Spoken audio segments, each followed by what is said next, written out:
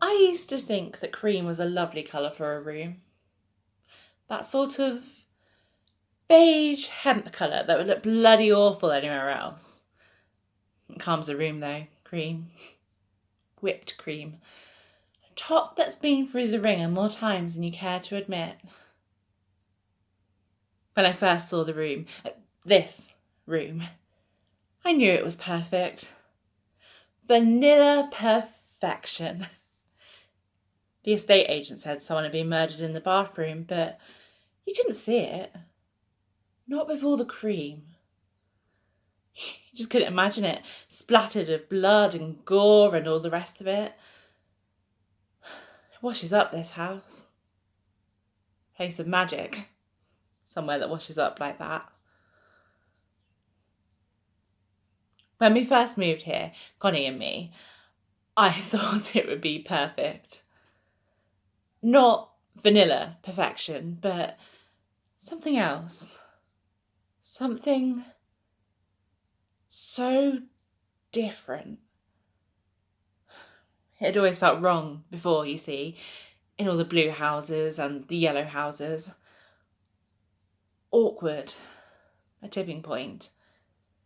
It never felt like a single household before, just people in the same living room, kitchen, bathroom, getting in each other's way. Brian used to leave the dishcloth on the side, you know.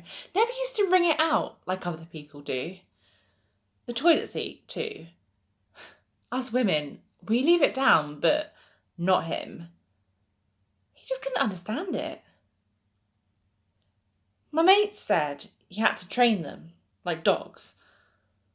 But I guess some dogs just can't understand you. Or don't want to. I always expected that's what everyone felt. This awkwardness. I put the high divorce rate down to it.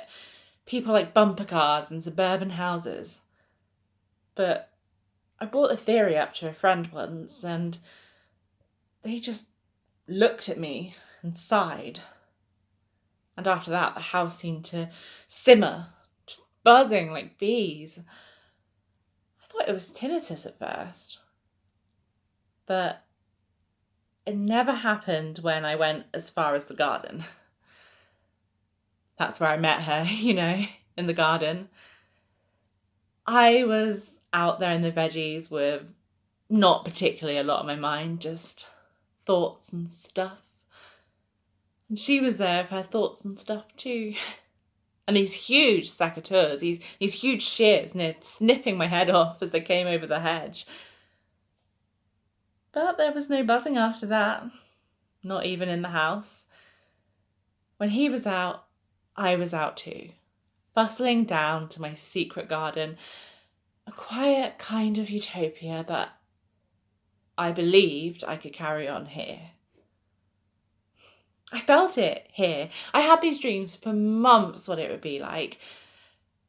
Stretching horizon, angels singing, gods bustling around and getting under my feet. Like, if you imagine heaven right now in your head, well, that's what I saw when I thought about life with her. Angels and all the rest. I felt holy, I did, even when I broke up with him. Carried his tears around in my hands. I walked around and expected to be plucked straight up to the big silver clouds of pink lining. Yeah.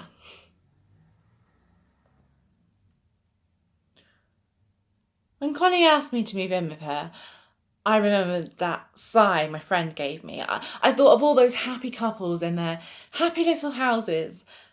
Only it was me and Connie with the aprons and the hoovers. Flowers hanging from the ceiling, growing in beds under our feet. Nothing more than that, really. Peonies and magnolias. We ate takeaway pizza on our first night here. Pepperoni and cheese, tomato base, of course. Not too crispy on the edges. That's what you want, really, isn't it? And it was toasty in the house too, with the fire roaring. It was winter, just after Christmas. Those long, slow months that feel like soup. The type of soup that you burn on the pan. We sat and we talked about our future, foot to foot, arm to arm. As close as we could get.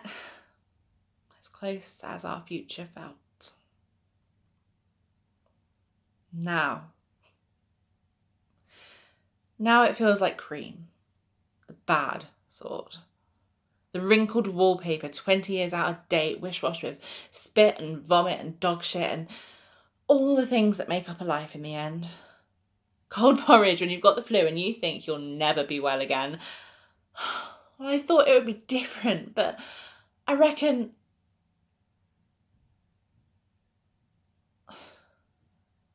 Well, I reckon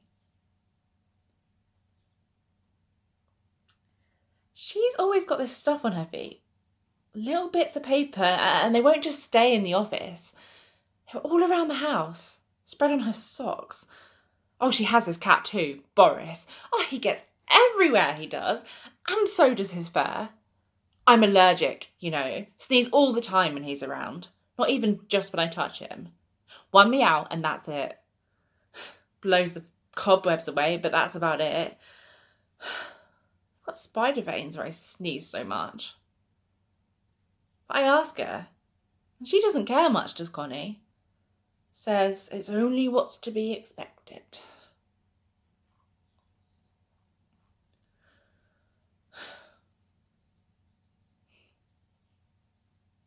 When it all gets too much for me, I go out into the garden.